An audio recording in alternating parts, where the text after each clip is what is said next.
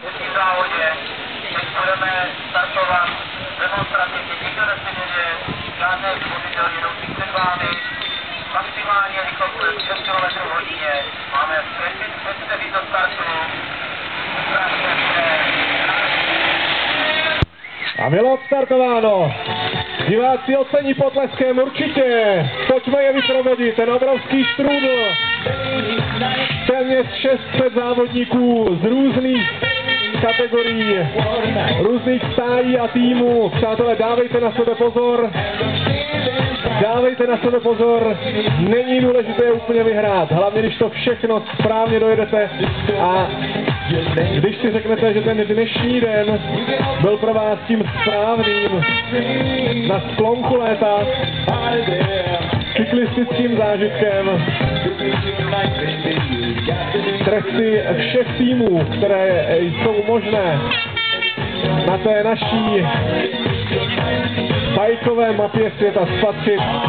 Vidíte, že to je nekončící štrůdl, že ještě několik minut po startu se tím vzadu v podstatě vůbec nepohnuli. Ale o tom jsou ty masové závody, o tom jsou ty masáky, maratony bike trialu. Takhle to všechno má vypadat, to je možná ten nejlepší způsob. Ano, pozdravy divákům, pozdravy fanouškům, taťko, vrať se zpátky, brzy. A co možná nejdřív. Ať první, pátý, desátý či poslední, myslím si, že pro nás bajkové vyznavače a takové ty amatéry v tom správném slova smyslu je to úplně ta nejlepší odměna. GT Zaskar 2009 a závod na 54 km byl odstartován. No a na samotném konci, ano, i trošku recese, tak to má být.